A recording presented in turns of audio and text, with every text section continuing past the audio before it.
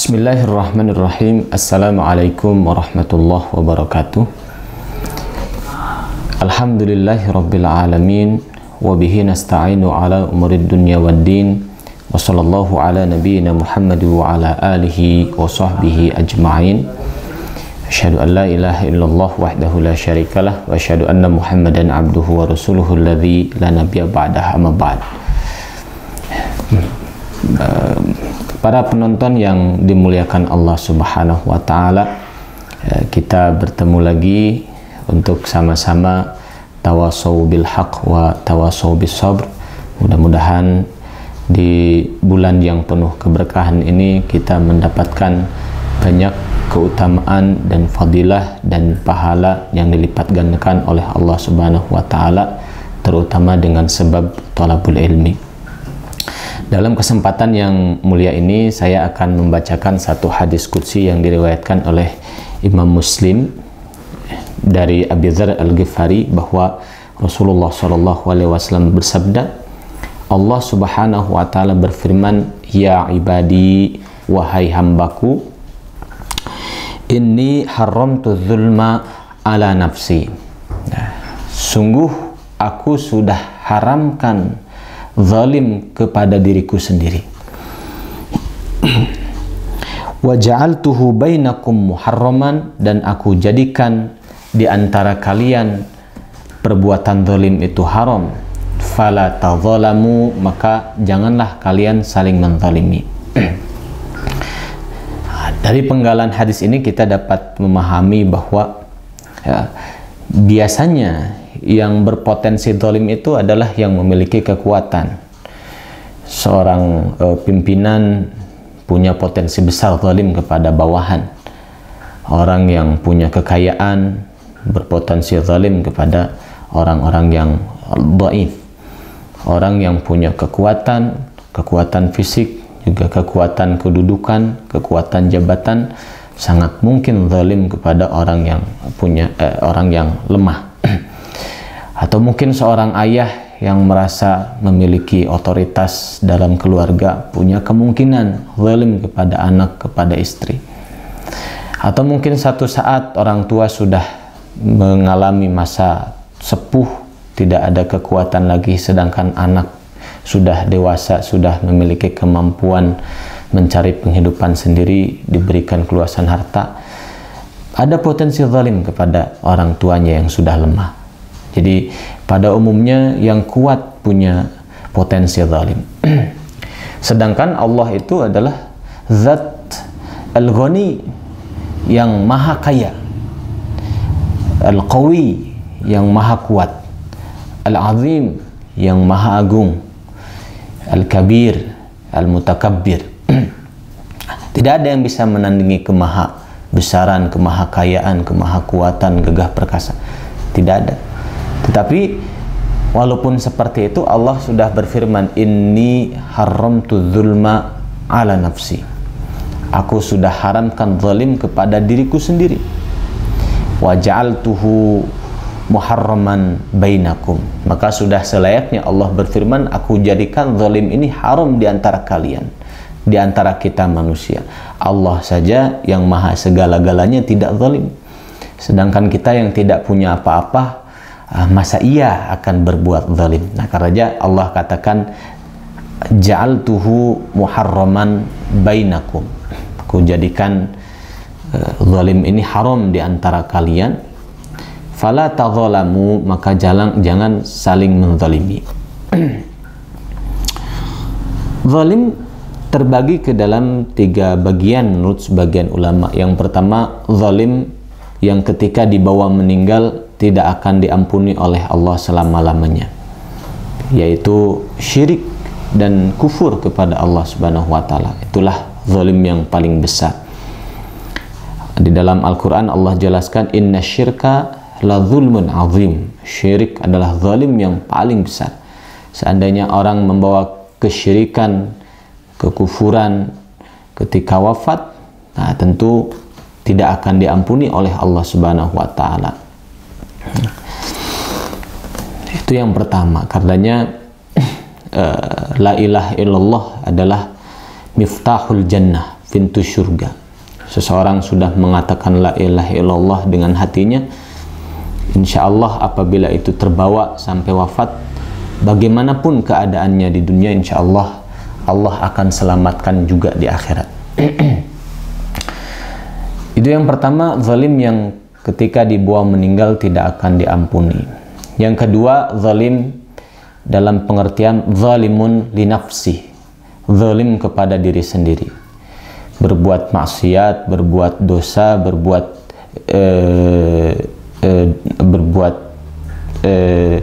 seumpama misalnya zina, khamar, judi, dan meninggalkan sholat dan perbuatan-perbuatan dosa lainnya, itu zalim kepada diri sendiri. Apabila seseorang dengan ketulusan hatinya bertobat kepada Allah, insya Allah, innallaha yaghfiru dzunuba jami'a, semuanya Allah ampuni dosa-dosanya. Ya, itu zalim yang kedua. Zalim yang ketiga, zalim yang ketika seseorang meminta ampun kepada Allah masih belum selesai permasalahannya, yakni zalim kepada orang lain. Ini yang kadang-kadang kita sadar atau tidak sadar, karena kita adalah makhluk sosial, ada saja itu kita usahakan jadi orang yang menghindar kezaliman, keburukan kepada orang. Ada saja satu atau dua hal yang kita lakukan. Karenanya meminta maaf adalah satu hal yang perlu kita lakukan, barangkali ada kesalahan yang disengaja atau tidak disengaja. Kenapa? Karena meskipun kita meminta ampun kepada Allah, tetapi belum meminta maaf kepada orang yang dia zalimi, maka masih akan menjadi tuntutan di akhirat. Rasulullah pernah bersabda dalam satu hadis, atadruna manil muflis, tahukah engkau orang yang bangkrut? Kalau sahabat mengatakan muflis, orang bangkrut itu man la dinara lahu wala mata, nggak punya uang, nggak punya harta ya Rasulullah. Itulah kira-kira yang bangkrut. Rasulullah tidak. Orang bangkrut itu orang yang ke akhirat dia membawa pahala sholat, pahala zakat, pahala saum, pahala zikir, pahala tilawah, pahala kebaikan-kebaikan, pahala ta'lim, pahala banyak kebaikan. Tetapi di akhirat sana, satu demi satu orang yang pernah dizalimi menuntut. Dia pernah syatama, mencaci si fulan, maka pahala sholatnya diserahkan kepada si fulan. Dia pernah safaka damma si fulan, pernah mengucurkan darah si fulan, umpamanya berantem, pukul-pukulan dan sebagainya, maka diambil pahala zakatnya. Dia pernah akhadha mala fulan, pernah ngambil harta si fulan, atau meminjam barang belum dikembalikan, atau meminjam uang tidak dikembalikan, atau mengambil dengan sengaja, atau mencuri dan sebagainya, kemudian pahala saumnya diberikan kepada orang itu, atau pahala sodakohnya diberikan kepada orang itu. Selagi masih ada orang yang menuntut, misalnya pernah dihina, pernah dijatuhkan kehormatannya, pernah di A, B, C, D, maka selama itu orang senantiasa menuntut sampai habis semua pahala yang dia bawa, sebanyak-banyaknya itu dari dunia ke akhirat habis. Seandainya habis pahalanya, masih ada orang yang menuntut, maka keburukan orang lain itu, dosa orang lain diserahkan kepadanya. Kemudian dia menjadi orang yang menanggung banyak dosa orang lain. Itulah sebut orang yang bangkrut. Karena kita sebagai orang tua mungkin ada zalim kepada anak, mungkin belum maksimal di dalam memberikan pendidikan yang baik, nafkah yang baik, mencontoh dengan contoh yang baik, berbahasa dengan baik, mendoakan dengan baik dan sebagainya. Kita perlu juga dalam momen-momen tertentu, terutama momen Ramadan ini, meminta maaf kepada anak-anak kita.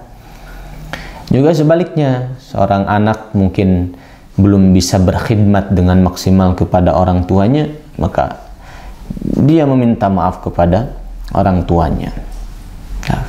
Fala tadzalam, maka janganlah saling menzalimi. Juga seorang istri kepada suami barangkali belum melaksanakan kewajiban dengan sebaik-baiknya, barangkali belum bersifat qanaah atas pemberian suami, barangkali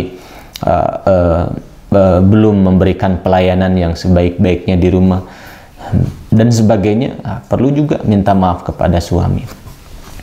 Juga seorang suami barangkali bersikap takabur kepada istrinya sehingga merasa apa yang harus dia perintahkan itu harus ditaati secara mutlak, kemudian dia merasa punya otoritas untuk menyuruh apa saja, dia merasa paling benar dan sebagainya di hadapan istrinya, atau dia merasa atau nafkah belum maksimal, atau barangkali banyak hal lah kita perlu minta maaf kepada istri kita.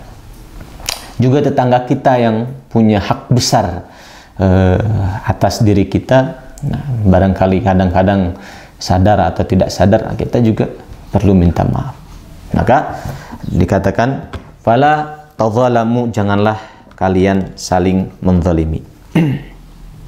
Kemudian Allah berfirman kembali masih dalam hadis qudsi, ya ibadi, wahai hambaku, kullukum dhallun, kalian semua itu sesat, illa man hadaituhu, kecuali orang yang aku beri hidayah, fastahduni ahdikum, maka mintalah hidayah padaku, pasti aku akan beri hidayah.